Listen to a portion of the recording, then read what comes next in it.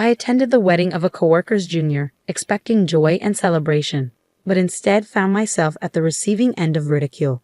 The bride openly belittled those she deemed less educated and financially disadvantaged, including myself for dropping out of school. Shockingly, my colleague, the groom, echoed her sentiments, mocking me alongside her. In that moment, I resolved to remove them from my life entirely, but rather than dwell on their ignorance, I chose to seek support elsewhere. Brace yourself, for I vow to demonstrate the folly of judging individuals solely by their educational background. I'm Gwen, 32 years old, hailing from an average family where both my parents worked hard to make ends meet. Unlike most of my peers who were focused on high school, I was on the hunt for employment. While my parents were college graduates, I was eager to dive into the workforce right away. Initially, they were puzzled by my decision, but eventually they rallied behind me, recognizing that it was my life to chart. My journey began as a factory laborer in my hometown before transitioning to the role of a site supervisor for a painting contractor. Now, for the past 7 years, I've been proud to be a part of a publicly traded major machinery manufacturer. As a service department manager, my days are often filled with visits to clients for machinery installation, repairs, and maintenance. Today is no different, as I gear up for another round of these tasks. As I merge onto the freeway in the company car, my work phone buzzes with a call from the office. Instantly, my heart sinks a notch. Not another one, I think to myself. Pulling over, I promptly return the call, only to be greeted by yet another client complaint. I'll head over right away, I assure them, despite the inconvenience it poses to my schedule. With an apologetic tone, I bow my head, though the person on the other end can't see my gesture. Now, I must reshuffle my plans to address this issue first. It seems like it's going to be a particularly taxing day. Returning to the branch office after 7:00 p.m., I find Theodore from my service department already present, engaged in a lively conversation with a colleague from sales. I'm back. Nice of you to notice, I remark as Theodore quickly acknowledges my presence before retreating to his desk to resume work. Each branch office, spread across various regions, operates with a small team under the supervision of an area manager. In this particular branch, it's just Theodore, who happens to be 2 years my junior, and myself in the service department. Hey Theodore, can I have a moment of your time? I inquire, sensing a hint of irritation in his response. What's up? He responds curtly. I received a complaint from one of your clients this morning. Normally, I would handle it myself, but we're both scheduled to visit them tomorrow to offer our apologies. Why was the issue left unresolved for 2 days? Both days were booked for me. The CEO over there is always micromanaging. Maybe they should reconsider how they treat their employees. Theodore retorts, sticking to his pattern of offering excuses and pointing fingers at the client. Feeling compelled to address the situation, I inform Theodore. I'll be reporting this to the area manager. I had to intervene to resolve a client's issue, and it needs to be documented. Unfazed by the consequences, Theodore scoffs. So you're snitching on me again just because you're envious of my education. You tend to exaggerate things in your reports. His lack of remorse is evident as he attempts to deflect blame onto me, insinuating that my college dropout status fuels my supposed jealousy. It's disheartening to witness this transformation in Theodore, who used to be a respectful, humble colleague.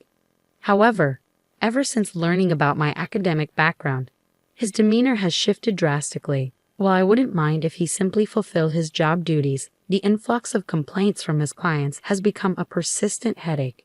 The following day, we both make our way to the client to extend our apologies. Upon our arrival, we're met with a barrage of confrontational words from the president of the client company. While his aggression is typical in industrial settings, I'm accustomed to handling such situations. However, Theodore, lacking field experience, remains silent, seemingly unsure of how to respond. After diffusing the tension with the client and discussing plans for future improvements, Theodore finally offers a subdued apology. I expect him to be disheartened on our journey back, but to my surprise, he exhibits no signs of remorse. Instead, he poses a question that catches me off guard. Why are field workers so uncivilized? In a stark display of his unchanged attitude, Theodore resumes his critique of the client, showing no willingness to reflect on his own actions. That CEO practically flaunts his lack of education with the way he communicates. It was rather cringe-worthy to witness. Who managed to infuriate a client to that extent? Perhaps it's time for some self-reflection on your part, I express, hoping to provoke some introspection. But my words seem to fall upon deaf ears as Theodore brushes off my concerns, retorting, "You're just out of touch because you've spent too long in those environments." Even in the face of his dismissive attitude, I persist. Even so, if you're going to pursue a career in this field, you need to learn to navigate such situations. With a mocking laugh, Theodore responds, "What are you on about? I only took this job to acquire some mechanical knowledge. I have no intentions of sticking around." Typically, individuals like Theodore would spend 2 years in service before transitioning to sales. However, Theodore has surpassed this timeframe, clocking in 3 years in the service department. Given the abundance of complaints against him, it's unlikely anyone would consider promoting him to a sales position. Yet Theodore remains steadfast in his belief that the negative reports stem from my supposed jealousy. If that's truly his perspective, then it becomes even more imperative for him to excel in his service role and demonstrate genuine commitment to the clients. But how can one expect sincerity from someone whose attitude is consistently poor? It's a futile notion. Perhaps I could overlook his behavior if he possessed a similar level of professionalism as myself. However, in light of the circumstances, I find myself unable to engage with Theodore any further. During a business trip tasked with setting up machinery, I encountered unexpected glitches during the test run, necessitating an overnight stay to address the issues.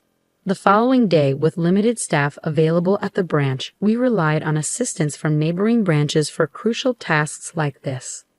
As I searched for a nearby place to dine near the hotel, I heard someone call out to me, "Hey, what's going on?" I turned to find Theodore, accompanied by a woman, approaching me. "Oh, hello, Theodore. Good evening," I greeted him warmly, extending my hand in greeting to the woman beside him, who accepted it without uttering a word. "This is my girlfriend, Selena.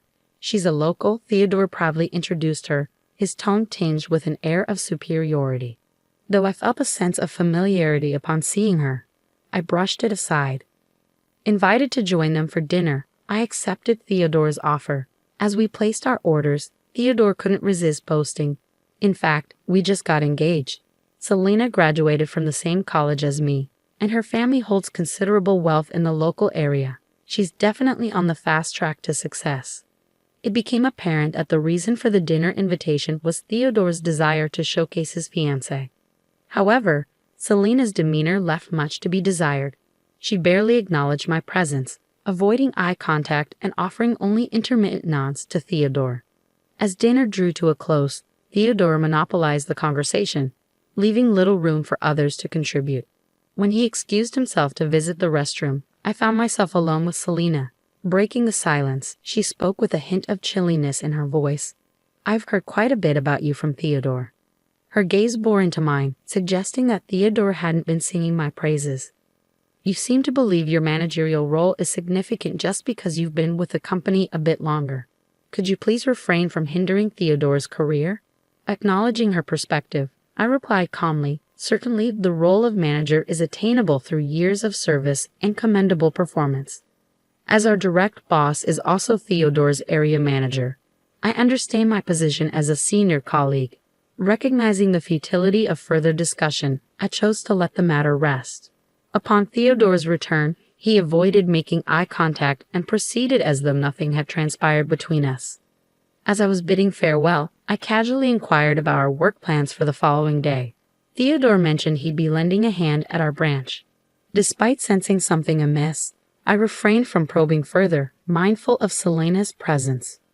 The next day, I proceeded with troubleshooting the test run as scheduled, only to find Theodore absent. Feeling uneasy, I discreetly approached the area manager, seeking clarity on Theodore's whereabouts.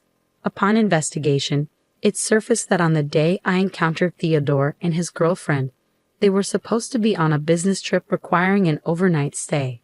This revelation pointed to a clear case of misrepresentation. Handing over the matter to the area manager, I stepped back.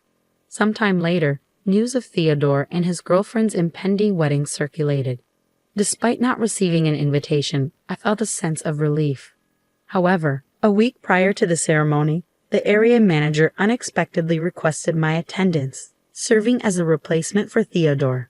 Originally slated to deliver the main speech at the wedding, Theodore and his girlfriend found themselves unable to attend, leading to a last-minute request for me to step in.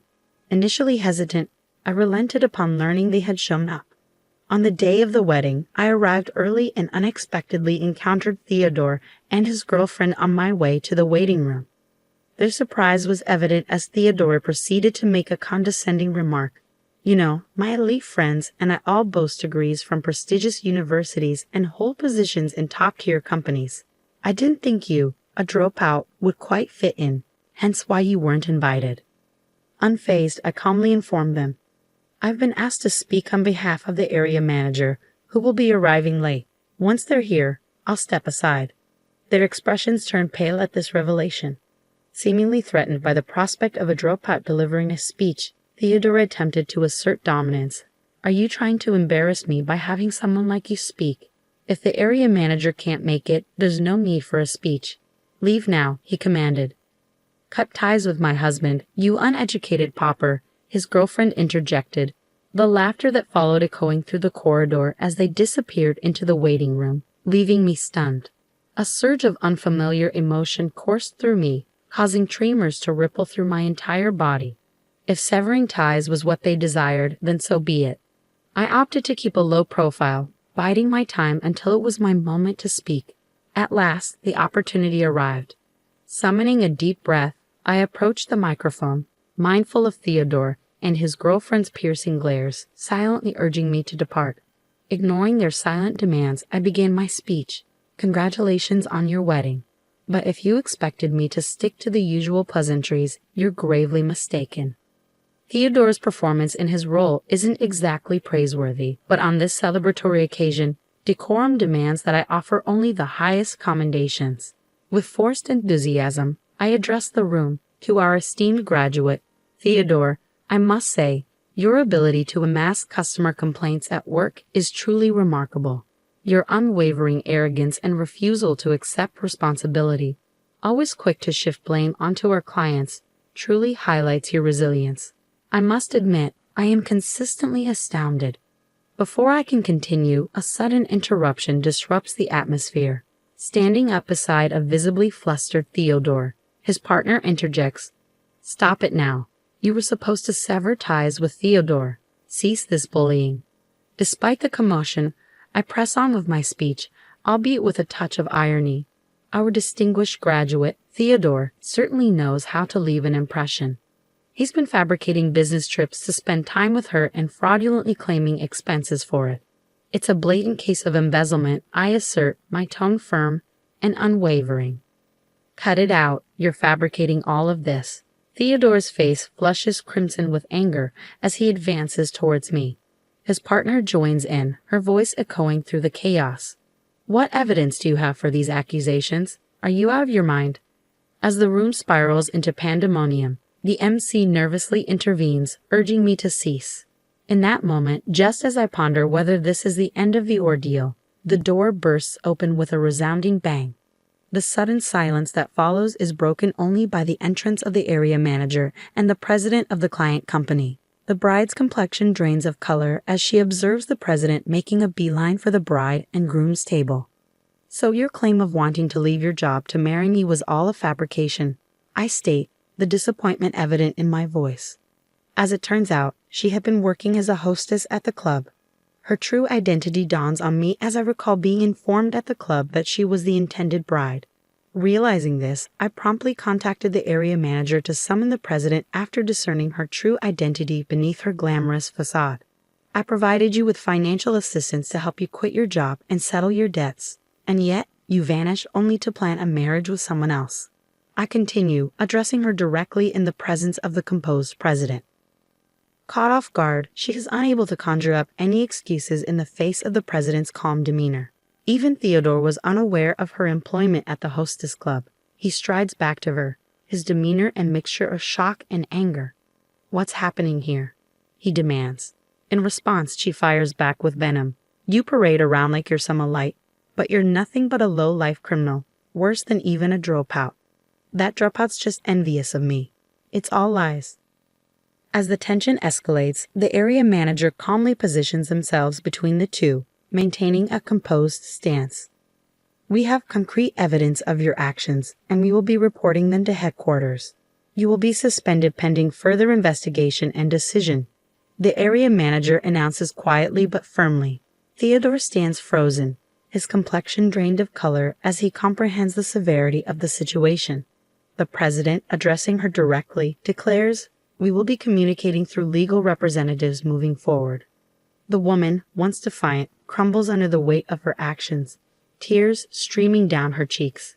Recognizing the need to diffuse the tension, the MC sensibly halts the ceremony, instructing the guests to depart. I depart the scene alongside the area manager and the president, the atmosphere heavy with unresolved tension and uncertainty. It's been rumored that Theodore and his partner intended to acquire their marriage certificate post-ceremony, but those plans have been scrapped. Now, both families are embroiled in a bitter dispute, each pointing fingers at the other and squabbling over the wedding expenses.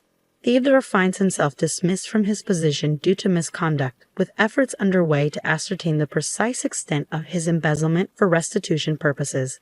However, it's worth noting that the area manager has also faced consequences, receiving a pay cut for perceived shortcomings in supervising their subordinates. Theodore strategically scheduled his business trips to align with crucial machine installations, a plan approved by the area manager. Meanwhile, the woman finds herself entangled in fraud charges stemming from her fraudulent marriage, a legal battle likely to consume her attention for the foreseeable future. Naturally, I've severed all ties with Theodore and have had no contact with him since that tumultuous day. As for myself, I'm resolved to carry on living my life with dignity and resilience, holding my head high amidst the chaos.